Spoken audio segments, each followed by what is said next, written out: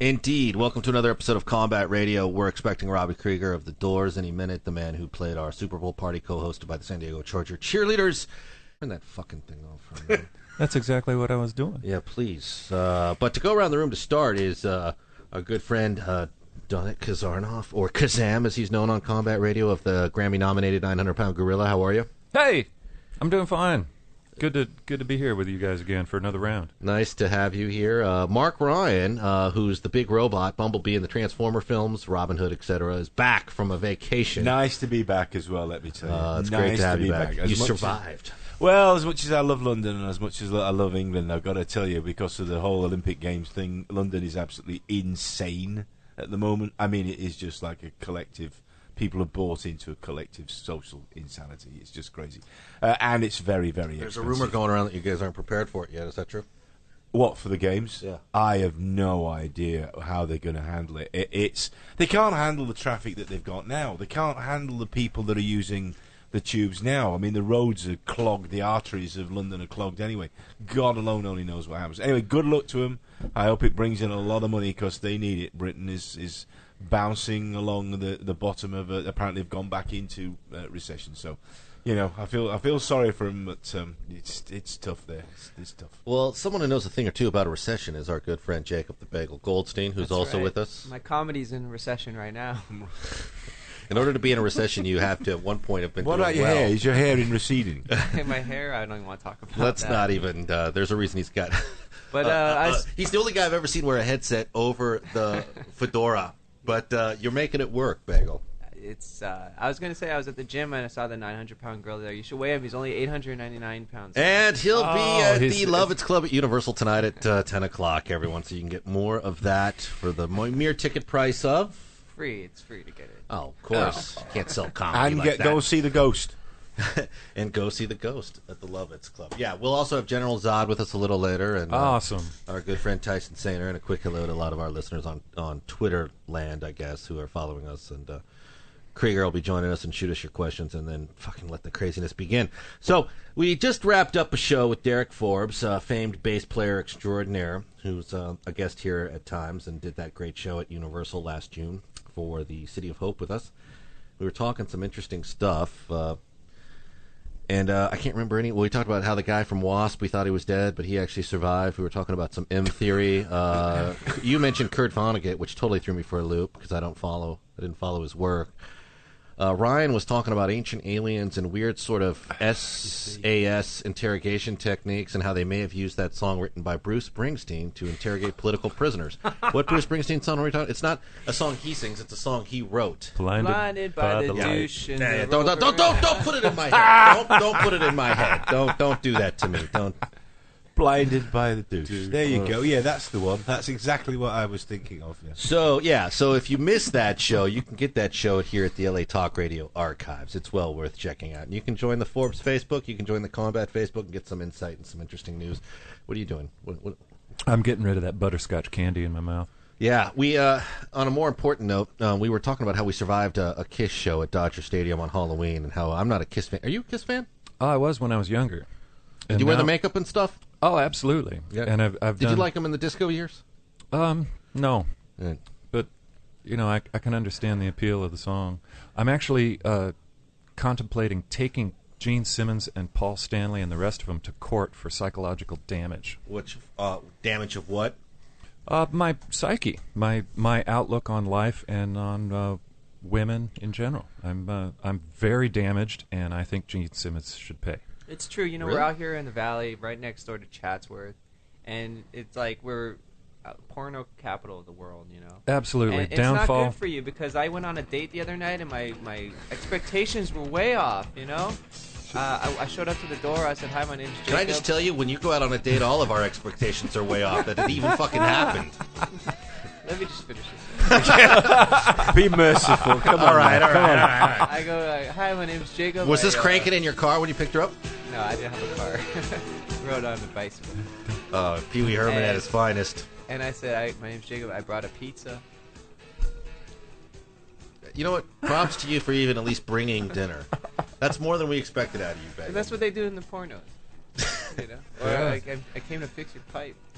You know what I mean? Bagel goes, And then rides his bike to a date and expects it to just like click into some 70s porn. It's unbelievable. That should be like the new reality show. You know how like they punk people? They should porn people. Oh, know? there you go. Yeah. Like, they just like show up to somebody and like a bunch of girls like, hey, we're gonna, get You might actually be onto something with that. That'd be Actually, awesome. I hate to even admit it, but there's an audience as tacky as it may be for a show just like that. So you could be the next millionaire. Keep those concepts to yourself, and we'll talk later. Well, and Jeff, huh? No, I was going to say Jeff Schroeder of Smashing Pumpkins, who's a combat radio veteran, comes in here, man, and he's a huge Kiss fan. And so we played this song through the entire hour-long discussion with him once.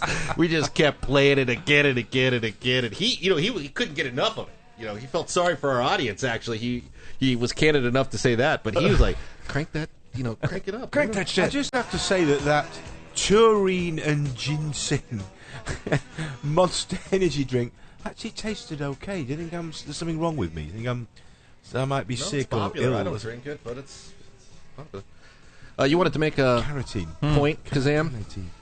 I was just talking about the porno reality, and before we went on the air, we were talking about how your own perception and your own point of view and what you're searching for, Creates your own reality. creates your reality. You Are we going back to our earlier discussion on scientific elements and M theory and We stuff? were having- Oh, wait, it's hold all- on, hold on. No, hold we on, were all right. in the room having All a right, very bagel, interesting take your conversation. coffee. Yeah. You know, and it's all up for grabs. I am certainly not the master of reality. Hold on a second. There he is. Come on in when you're comfortable. How are you, man? Great to see How you. you doing? Good to see you. How you doing? Donnie Kazam. How you doing, man? Have a seat. Make yourself comfortable. What do you need? She's getting there. Nice. Perfect. We just had the privilege to have one of our favorite legends show up, Mr. Robby Krieger of the, current jazz phenom circuit. You were in that little band called The Doors for a while? Yeah, that was past life. Past life? Still life. Still life. Still life? I was going to say, Robby, I know you've done millions of these kind of interviews, and usually people like to jam it with high and mighty vocabulary words and make it sound interesting than it should be. But from a conversational standpoint, I just want to start by asking you, what is it like being so fucking awesome? I mean, what is it like just being so... what is it like just being the most awesome guy alive, really? Well, somebody's got to do it. Yeah, somebody's got to do it. Somebody's got to fill that role. I mean, that's what a lot of people want to know. Like, what's it like just kicking back and waking up in the morning and being like, man, another awesome day in my awesome life. Now, let me tell you though, one of the best days I've had in a long time in this town was watching you guys play that charity gig for the kids. Oh, yeah. That was at Salt Creek. That was an amazing gig. Yeah, it was a special moment for us. Thank you for doing it, and just watching those kids go through that day was a real eye opener for me. But the very fact that you stood there and just played for God knows how long you were. It was a long time. It was a long session. There was a real mark of professionalism with it because you guys showed up, and I don't mean any disrespect, but you guys sounded phenomenal, and I didn't expect really, that. yeah. I couldn't believe how great it sounded. In fact, I walked out of there being like, I've got to crank this music up in my house nonstop. It was just an unbelievable sort of approach, totally eye-opening and mind-boggling, and those guys were just fantastic because I was like, this is a charity gig. You never have any idea how it's going to go.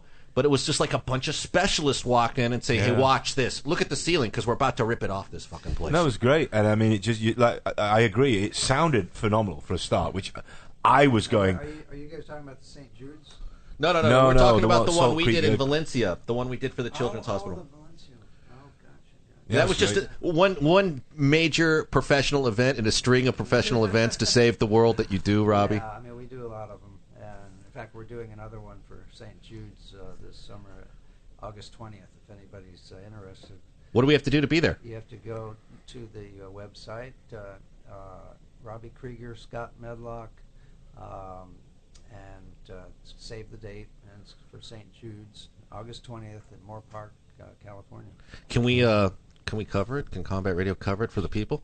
Hey, that'd be great. Well, I mean, can we come down and do like a remote, do something live? Yeah. Can we do that? Yeah. I'm all about that, man, because if we're going to help people, plus it's a great way to see you play live again. And I hate to be selfish, but that's something I've got to factor in quick. Before the coolness you left with us last time wears off me. Hey, I wanted to ask you, I was talking to Tom Vitorino, who's a regular guest on the show and a big contributor, and he said that you you told us a story last time you were here about how you bought Marlon Brando's or you bought a house and Marlon Brando was recovering in one of the rooms. He made himself thrown up after eating like a gallon of ice cream or something. Oh. And you bought the house, and I still have it. you still have it. Oh, but yeah, when I went to check the house out, they wouldn't let us go upstairs in the bedroom, and I'm going, well, why not? How am I going to buy a house if I can't see the bedroom? And they said, well, okay, hang on a second, so they rustle around in there. So, okay, you can come in, but be quiet, So I go in there, and there's something on the bed. It looked like a whale. It was huge. And later I found out, it was Marlon, and he had eaten too much ice cream, made himself throw up, and tore his esophagus, which causes internal bleeding. Oh, my. And he had to stay in bed for like 6 weeks. Yeah.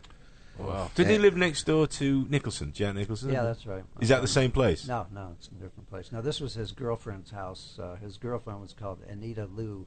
She was from one of those islands. Right. And she let him stay there while he was sick. Well, hold on a second. I've had too much to drink. I need a loo. Did you? He'll be here all week, ladies and gentlemen. Did you work out like a special recovery arrangement with Marlon, where you're like, look, I'm gonna buy this house, Marlon, and you can stay in this room while your esophagus recovers, but we're gonna be cranking it up. It goes to 11 when we move in. Right, exactly. That's what we used it for, was a rehearsal place at first. But no, he was out of there by then. You said, you get this guy. I don't know what this Marlon guy does for a living, but get him out of here. But Tom was saying that he goes, you have to put this in context, Ethan, because Jim Morrison lived up there with you at the time. No, he didn't. He didn't? That was a different place. Oh, that's a different place. Yeah, that was in Laurel Canyon. Tom was a little off on that. Yeah, which is rare. Tom's usually right on with things, so we got to footnote well, that. if you ask him, he'll say he was right. Of course. That's management for you, though, Robbie. Right?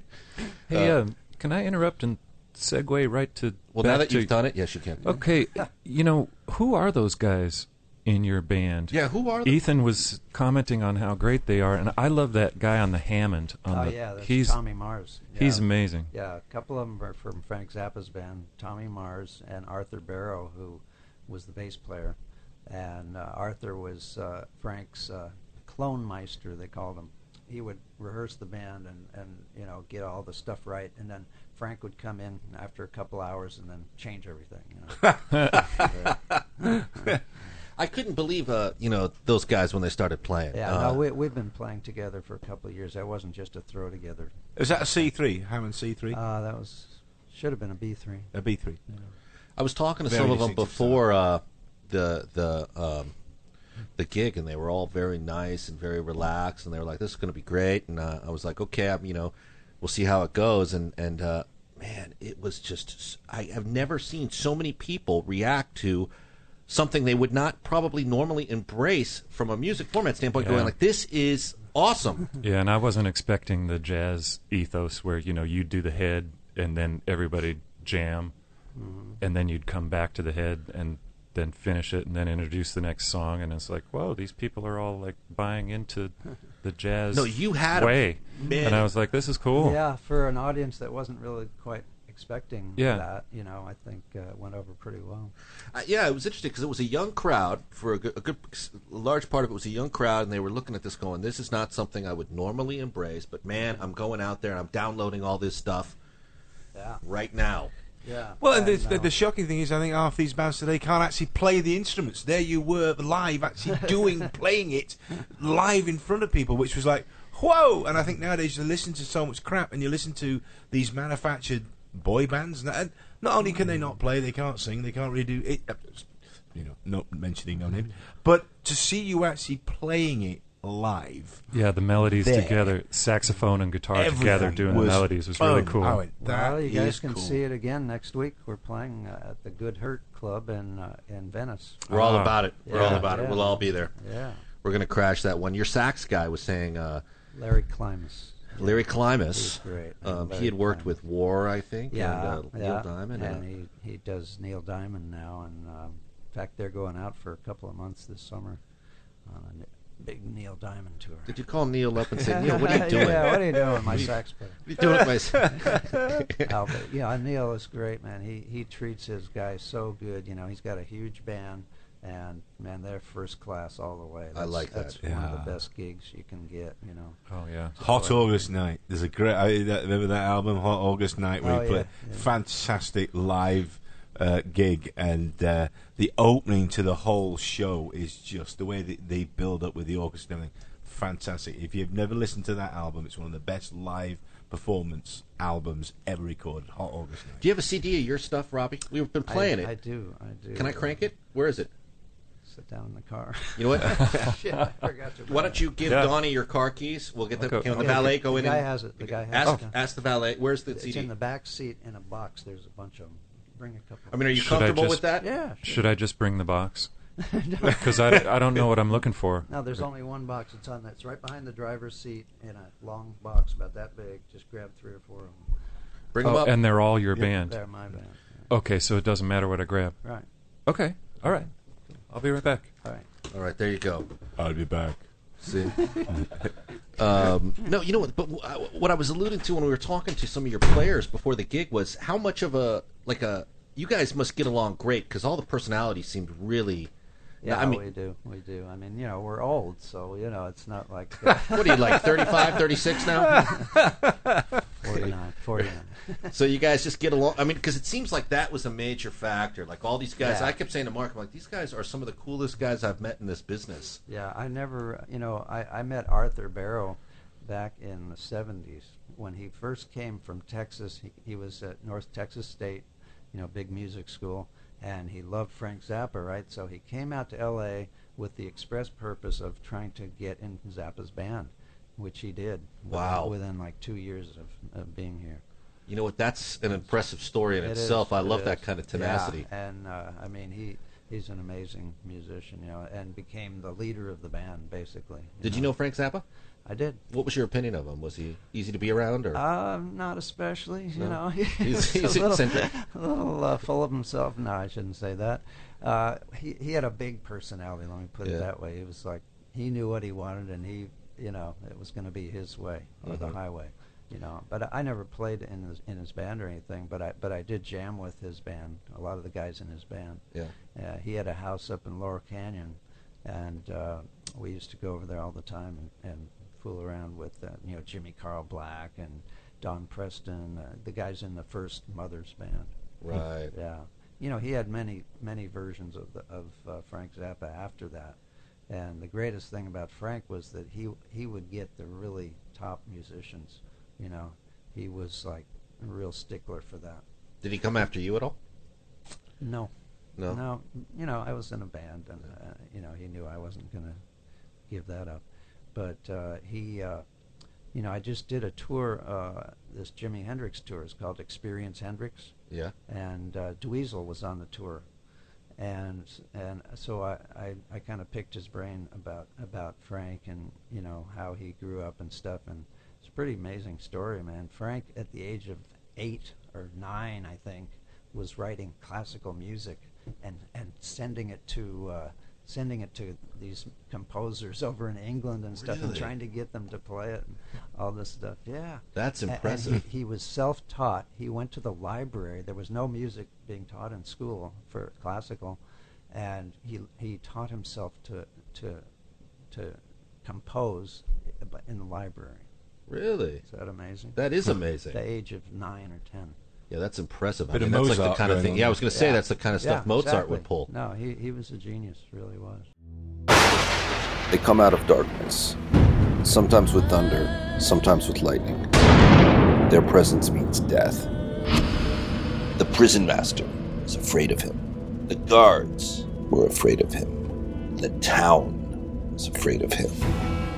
Lucifer is coming for you. Rest easy, Jack Carr said in a low tone. You're in the final 30 seconds of your life. No quarter. No quarter. Kill all masters. Coming soon. You told us some pretty funny. Last time you were here, I said, "What's the funniest thing Jimi Hendrix ever said to you?" And you told us a funny story. But Would you say, having known Hendrix or some of these other guys, that these guys have they played any role in what you're doing now? I mean, if there's been any kind of influence in your history or the combined history of some of these other artists that comes out artistically at all? Oh yeah, I mean, we are not in a vacuum. I mean, everything affects us one way or the other, and something. I would listen to Hendrix every day. I mean, when his, especially the second album, Axis Bold as Love, that was like a Bible for me. Mm-hmm. So I'm sure it stuck in my head in some ways. I didn't try to copy anything or anything like that, but just I'm sure he affected me pretty deeply. You want to tell us? I wonder if it's the same story. What's the funniest thing Hendrix ever said to you? Oh, maybe you're thinking about what. I really didn't know him that well. I've only hung out with him a few times. But when we were on our way to Isle of Wight, we were sitting on the airplane together, and he kept saying, "Okay, man, now remember, if you score first, you call me. If I score first, I'll call you." That's the story. Hendrix is Hendrix.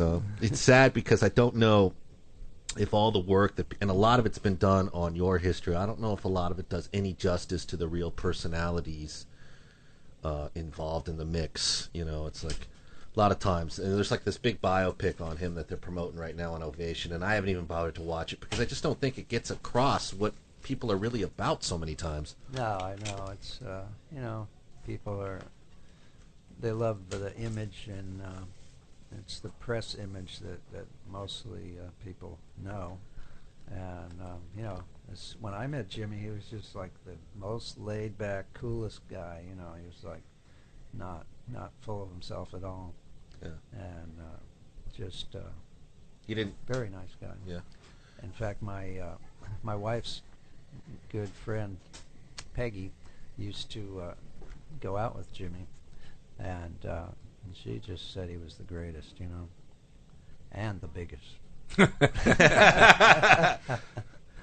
I've got this CD in your hands, or in my hands, Singularity, and does that have anything to do with like that scientific theory about morphing into basically having the computer chip inserted in that?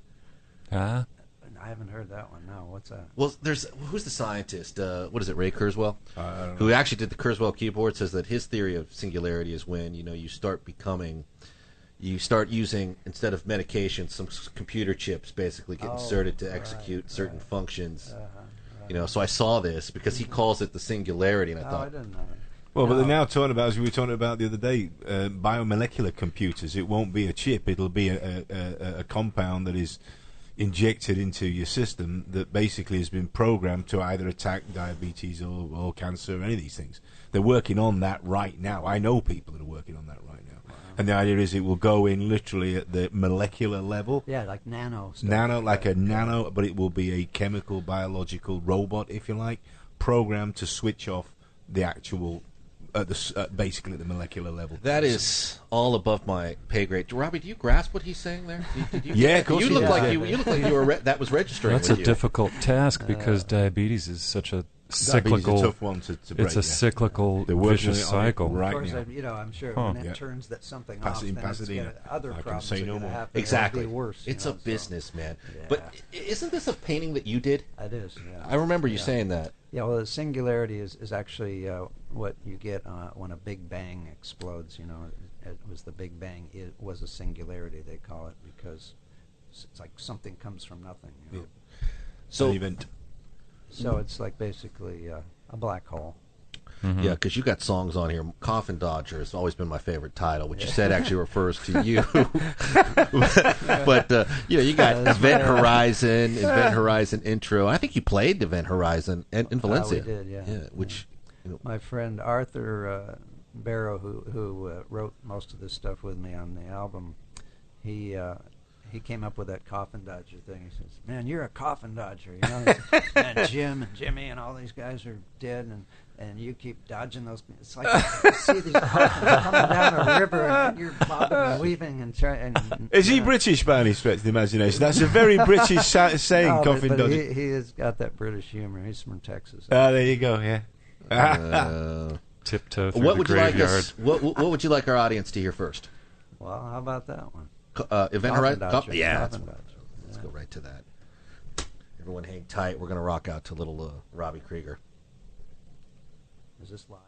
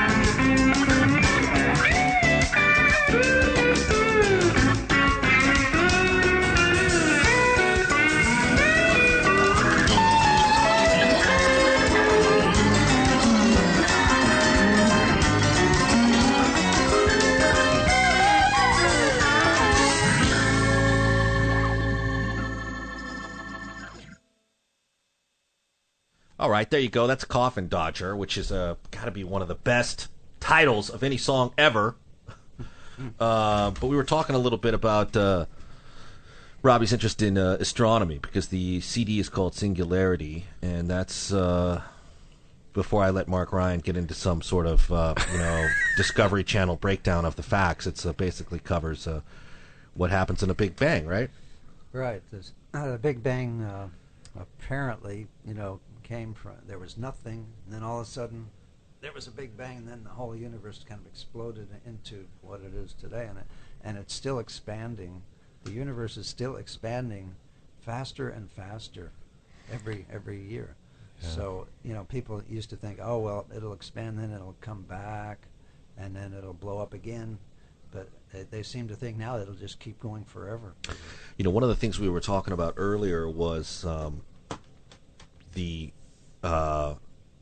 theory of additional dimensions, like 11 or 24 dimensions, or things happening right here around you. At Why not 25? Why not 25? I don't know. Yeah. Right? How do you know? We don't know. That's the thing. I mean, like, the knowledge is so infantile, right? But like the idea that there could be something going on right around you at a different speed that you can't even detect because of the way you're built. This is this is only the beginning. This is not even close to really what's happening here. But that would explain how you could get from to a different galaxy or something, without having to actually fly there. Because if you tried to fly to the next galaxy, it would take you 1,000 years. Yeah, it'd take way too long. At the speed of light, even. Yeah. So there's no way that people could communicate with other people, if there are other people, on the other galaxies or planets. So it's got to be like a dimension thing, you know. If I'm pretty sure there's other forms of life out there, but if you were to discover them, would you really want them to be people, Robbie, or would that kind of be a disappointment? Like, oh shit. That would be. I'd want it to be at least green people. Right. Right. Another planet that's on the brink of the apocalypse day in and day out with fanatics. But carbon-based, right? Carbon-based. What do you think's out there? What would you say? Oh, there's got to be stuff out there. I mean, mathematically, it's impossible not to. Yeah. You know, there's so many galaxies you can't count them. Okay, now each galaxy has billions of stars, and each star, at least every couple of hundred stars has got to have planets. Right. So, it's obvious that we're not alone here. I mean, we couldn't have that big of an ego to think that we're the only planet. Well, yeah, it's happened the before. Ego side of it, it's been happening. I was watching the Stephen Hawking special on the universe where he said the next closest planet that could support life is something like 75 years away at the speed of light. So an entire generation would have to live on board a spacecraft, right, exactly, just to land there. Yeah, well, that's why I'm saying that dimension thing, or maybe going through black holes or something. There's got to be a quicker way to. That's if you believe the speed of light is a barrier like the sound. I don't. See, I don't believe that. I think they'll find a way around it. I think what happened at CERN last year with the neutrinos that they thought were traveling faster than light, even if they're not traveling faster than light. One of the explanations they said when they created the antimatter, which they then let self-destruct, was that if these neutrinos are traveling faster than light, they must be going through dimensions to get from point A to B faster than the... They what is a admitted that was a neutrino? mistake. It's a particle. It's a subatomic particle. Subatomic particle. But it's... and they discovered that when they did the experiments at CERN with this faster-than-light experiment, one of the things they discovered was that it could have been some glitch in the hardware, but what they found was the neutrinos were arriving before the actual particles They of retracted light. that statement. They retracted it because they said there was a fault in the actual the collider itself, or the thing that was transmitting the actual particles. But before they retracted the statement, their only explanation was that the neutrinos are going through falls in a multidimensional state, because lots of people do believe that the universe is in a multidimensional state, and the only way they could have got there from A to B faster than a particle of light is by going through the falls of a multidimensional state. So it's an accepted concept, it just hasn't been proved yet. And if you accept that, then you could say that the Big Bang, that you could argue against there being nothing in the beginning. You could say that we just don't understand what was there, and what we perceive now is the expanding universe, and we can trace it back to the singularity. But before that, we don't know. Yeah, exactly. Nobody knows that. And who caused the Big Bang? That's the real question. Yeah, who's the creator? Yeah, that answers the question too. I mean, it just gets so in depth with all the possibilities. We were talking on the earlier show about how, like, an ant can be walking on a crack in a sidewalk, and a man 6 feet tall could be standing only to the left, but the ant has no idea that this completely, it's like the perception is just, the ant has no idea. No concept of the people, the conversations. And that's how we are. We're the ants. Yeah, exactly. We're the ants. That's why it's like staggering. And you know what? When I think of this kind of stuff and I listen to your jazz music, I really go nuts, man. I really start. I mean, seriously, it's like suddenly my whole mind starts going. Are you watching Ancient Aliens while you're listening to the music and thinking about this stuff? Because it's obviously having. I can't do it because I'll never come back mentally from that place. It's like kind of like that scene where like the mad scientist in that Disney movie's about to venture into the black hole. It's like there's no going back once you start going. So no, I don't watch Ancient Aliens, and I don't. Kind of fetish about Ancient Aliens. I have an ant experience where I'm on the backside of the ridge going up to Mount Wilson, and I only got so many hours to summit Mount Wilson and then get back to my car, right? And as I'm is this a Sasquatch story? No, it's amazing back there because you're on the shaded side of the ridge, and it's just magical through there. Everything's so green, and then coming back down, God, I got to make it back to the car. But what's my clock? looking at the mountains to the east and seeing the sun still on those mountains. So the sun has gone down for me, and it's getting darker, and I'm a little bit paranoid, but I have a reassurance by looking to see where the sun goes, and I keep on gauging it, and I keep on hauling ass to get back to my car. So what's the explanation point on all this? I'm in the crack in the sidewalk. Okay. I thought you said there was an ant up there. Yeah, I thought so too. The ant was me. Oh, okay, gotcha. I'm pretty sure that was a Sasquatch story, but as soon as I called him out on it, the Yeti was edited out. We out. were just up there at Mount Wilson. This my friend Arthur, the guy who was cool. on the album, his buddy works up there at the observatory, and he let us go in and look at all the stuff up there. They got some cool stuff. That road, they built that road in the 1920s or something? Yeah. It's gnarly. Yeah. And the old observatory, God, it's amazing. It's all these timbers and stuff that hold it up, and they got that huge telescope. But there's a new thing up there. They got this mirror thing. You know what that is? No, what is that? It's like it's some kind of telescope that it uses a lot of mirrors. You know how a telescope uses one mirror? Yeah. Well, this thing has a bunch of them. Yeah, and they it all focuses the light kind of like a on a laser focal beam point. From way from the stars, Yeah. and they can see them really clearly because of the focused. So beam. it's an array of individual mirrors Right. formed as a parabola Yeah, at the it's focal huge. point. It's like 200 feet long, Yeah. and they have all these little pipes and stuff that the light goes through. That's It's kind cool. of amazing. Well, what does it do? What does it do? It's a I wish telescope. I It could looks into the remember. universe. It looks into the universe? Really? Yeah, It's a no, telescope. it can look through the atmosphere without having the glare mess it up. You know, when you're looking at a telescope, about 80% of the stuff it gets messed up by the Earth's atmosphere. Yeah. But this thing somehow cuts through that. The ambient light. Do you have like a telescope at your place and stuff? Do you I like? do, Yeah. yeah, You check out like what? Did you see like where Venus and Jupiter was close? What was it, last month? Yeah. Oh, I didn't notice that. Oh yeah, they're the closest they've ever been in the sky that's for right. over a century. Yeah. Are the Mayans right? Is the world going to end on the 21st of December, Robbie? Could be, man. It could be. Is there a song about that on the follow-up to this great CD? Are we going to have a little something about the Mayan apocalypse? Not a bad idea. Not a bad idea. Somebody said that they made a calendar that's almost as clear and concise as an atomic clock. That comes from ancient aliens, so you can't trust it. Yeah, but it's so our reading of time is all messed up because of the sin of the we've changed our dates. Because we don't realize that there may be more than 24 dimensions. Well, it's not that they changed the modern calendar to match the pagan festivals, the Christian church. So, like, the reason Easter, we've talked about this before, it's called Easter, and it's there, is because of a Saxon goddess called Eostra, who's the Saxon goddess of bunny rabbits. Why would you have bunny rabbits and Easter eggs on a Christian? It doesn't make any sense at all. No, but it does when you talk about it from being a pagan I festival. about that. Why rabbits? Yeah, Why because eggs? the base of the word estrogen comes from Eostra. So in Europe, Easter was based on a Celtic goddess of fertility, nothing to do with the Christian church at all. So. Robbie, what are you doing today? Playing golf? No, I'm actually going to see a mixing board that I'm going to maybe buy for my studio. Oh, cool. Yeah. Got a new studio we're building down in Glendale. Don't you have some crazy golf stories for us, all our golf aficionados? I mean, you're a pretty good golfer. I mean, the rumor is that you're close to great, and you were even invited on the PGA Tour. Is that true? I think I could beat Alice Cooper anyway. Yeah, well, that's at golf. We should say beat him at golf.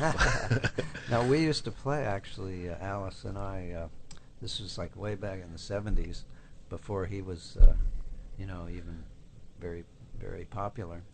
And we used to go out to a place called Valencia. Well, you know where Valencia is. And that's when it was a public course, $10 to play. We had a great time. And then they made it, They made it like Now a country... it's private country club. You probably wouldn't like us saying this, but Alice Cooper's actually a charming, very charming and nice man. Yeah. No, Cooper, you know what? Actually, a little side note to endorse. He's great in Dark Shadows. So the little. Well, he's hopefully going to come out and sing with us at the St. Jude's thing on August 20th. Oh man, I'm all about that. I can't. Now, when you golf with a guy like that, does it ever get contentious? Like, does he ever like? Do some of these guys change personalities? Like, do they have to beat you, Robbie? Alice doesn't. He's not like that. He's at all. laid back. Yeah, he's cool. He's cool. Who are some of these, fascist golfers that come out and you're like, I'm not playing golf with you? Well, there's the guys. Some of the guys that promote our tournament. They're called the Loudmouth You heard of that? Loudmouth Company? No. They make these crazy golf pants and clothes that like John Daly wears them and stuff. I wear them, actually. I wear them on stage sometimes. They're kind of really cool. Comfortable? Yeah. Anyway, these guys are, man, they are, you know, they'll do anything to beat you, you know. Really? Sure. Hey, look over there! No, they're good guys. They're Yeah. good guys. But no, in rock and roll, let's see. I belong over at Riviera, you know, and there's not really too many rockers over there. Johnny Mathis, he's a great guy. Good. Yeah, he's man, he can still sing too. He's 70-something years old, and he's still a good golfer, good singer. You know, like 2 or 3 days ago, I was having lunch with Dizzy Reed, Guns N' Roses fame, who played with you, I think. And Right, He's getting ready to do Play like with Tom and I. Yeah. Playing with he's getting ready to start in Moscow a 3-month tour, and that was his big complaint. It's like, there's no golf over there. It's like, I can't. What am I going to do? There's no, like, he was going bonkers because of it. Yeah. You know, and he like What, Guns N' Roses are you on? Yeah, Guns N' Roses is going, Wow. and he starts in Moscow, which he was. We're going to Moscow. When? Ray and I are going there in June, late June. Do you like Russia? Yeah, in small amounts. Yeah. I wouldn't want to be there for 3 months, I don't think. Well, his tours are going to travel, but he was like detesting. I mean, he kind of painted this almost Cold War apocalyptic version of like Stalinist Russia, that he was going like he made it sound like he was going to work in like an armament factory, and like Well, you know what? It's actually really beautiful, Russia, and the girls. Wow. Yeah. Ba ba boom. Yeah. I was there in 1977 as a kid, and I don't know if it's changed, but what really hit me was no suburbs. The city ends, and boom, forest. And you're just like, whoa, this is totally different. It's probably different now. Yeah, it is probably different. Yeah, because but that's... You know what? It's beautiful. I mean, St. Petersburg is beautiful. Moscow, you know, you can go to that Kremlin and all that stuff. It's a pretty amazing place. They respond well to your music out there. Oh, they love it. I bet. Yeah, I mean, we were there for the first time last year, and yeah, they went nuts. Yeah. They want us back. We're coming back this year. So getting back to this gig coming up, the one that our audience can go to immediately. Yeah. In Moore Park, California. No, No. the Good Hurt. Good Oh, Hurt. sorry. It's on Venice Boulevard, right near what's that street? It's about a mile west of the freeway. Sentinella, right? And it's a nice club. It's more of a blues club, I guess you'd call it. But it happens to be right across the street from where we record and where we rehearse with the jazz guys. Convenient. So, yeah. So we use it as kind of a home base. We play there every once in a while. The Good Hurt. So we'll post some information on that on our Facebook Saturday page. night, not this Saturday, next Saturday night, the 12th. Got it. Starting early, 8 o'clock. I like that. Yeah. Yeah, and the logo for the club is a big red square with a white cross, like a medical place. Yeah, Good Hurt. Who are some of the jazz guys you'd like to jam with that you haven't yet? Real quick. What do you say? Chuck Mangione? Sure. You're open to anything, right? I'm just throwing it out there because he was like the big, the trumpet mainstay when I was a kid. No, I mean, when I was growing up, I was into Miles and Coltrane and McCoy Tyner, all those kind of guys. I used to go see them all the time. Wes Montgomery, those are my favorites, And there's so many young guys that are coming up now that are really amazing. It'd be great to play with any of them.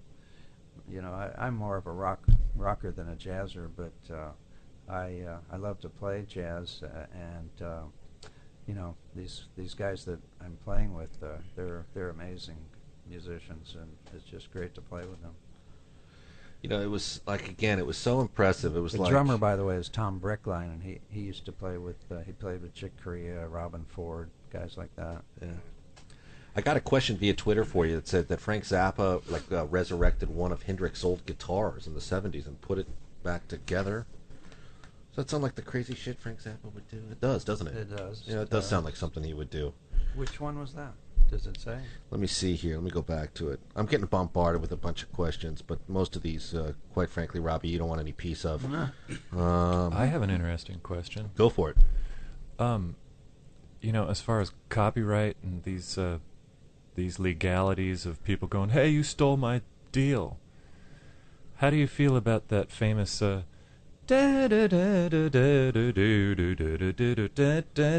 is that? Because Pearl Jam did it in a song, and Ace Frehley from Kiss would do that lick in a song. There's several rock and roll examples of that. What is that? And I'm just like, whoa, that's Krieger from a Doors tune. Yeah, I don't. And it's you can't copyright a lick. You know what I'm saying? Now, if it's like if a guy is singing that melody and he has words to it, then that's it's different. Yeah. But I mean, how many guys have stolen Chuck Berry? Yeah, right. Yeah. No, but aren't you at a point too, Robbie, where you've got the confidence and the savviness to say, you know what, man, I did all this shit before you guys were born. Who cares what you guys steal or do, you clowns? Yeah. I mean, don't you just sit back and be like, like I said at the top of this, remember, I'm awesome. Hey, and you guys are only trying. It's a compliment, when somebody uses something that you did, I think. Especially if they pay you. Right. Well, have you heard of Kenny Wayne Shepherd? He's a pal of mine. Kenny Wayne. Yeah. Kenny's. I was just on the tour with him. On the Hendrix tour. Yeah, and he does all that stuff playing it behind his, and it's brilliant. He's great. Yeah. Is that a BB King thing? Because I know he's toured with BB King a lot. Who first did that was what's his name? T-Bone Walker. T-Bone Walker was the guy who invented that move, and then Hendrix and a lot of guys did it afterwards. Right. Well, you know what I'm gonna do is I'm gonna actually post some information for anyone listening about the upcoming schedule where you can catch these guys, not just on the 15th, but hopefully down the road on our Facebook. I got one more. What do you got? I'd like to tell you about. Please. It's Robby Krieger's Roadhouse Rebels, which we do about once in a while, and it's Steve Molitz from Particle, and he plays with Phil Lesh, and we've got John Abila from Oingo Boingo, he's the bass player, Rich Robinson from the Crows, Joe Magistro from the Crows, and let's see who else is on this. That's it. And it's going to be 2 gigs only, Minneapolis and Denver. No Los Angeles. No Los Angeles. It's on the May 26th and 7th. May 26th and 7th, and that's Robbie's Roadhouse Rebels at Bella Force Music Festival in Clarks Grove, Minneapolis. That's right. It's near Minneapolis, and the Oriental Theater in Denver on the 27th. Nice. Well, that'd be great for those guys. The rest of us are screwed, man. Gotta wait till August. I know. We gotta wait till Check August. It out on YouTube, he says. Yeah, we'll have to wait till August for an opportunity for that. But you can see him on the 15th in Venice. We're going to post some information. I'll actually post that Rebels news clip too, so our audience can grasp it in those states, because we do have fan clubs out there. And what can I say, man, except for thank you for bringing another element of awesomeness to this show. And where can we get shirts like that real quick? This buddy of mine gave me this shirt. I'll find out. Isn't it tough being so cool that people just give you stuff? I know, you can't buy anything anymore. I know, man. You just show up and it's like, have this, man. I think we all need shirts like that. I feel more relaxed. That's the best part about being in rock and roll, man. People give you shirts. Yeah. Well, I want to thank everyone for tuning in. This has been Robby Krieger, the legend Robby Krieger. Go out. You can actually get information on his. You'll be able to find information on Singularity 2 on our website, which is the badass album I'm holding here in my hands, or CD now. Mark Ryan of Transformers fame, Donnie Kazam of 900-Pound Gorilla, and thank you for listening. We'll get you next week. Hello, we're the Fab Four. He's Gavin. And he's Hardy. And we're both 2 people from the Fab Four. Help us find a cure for NMOSD, and with it, cancer. Go to the Guthrie Jackson Foundation today and donate. Thank you very much.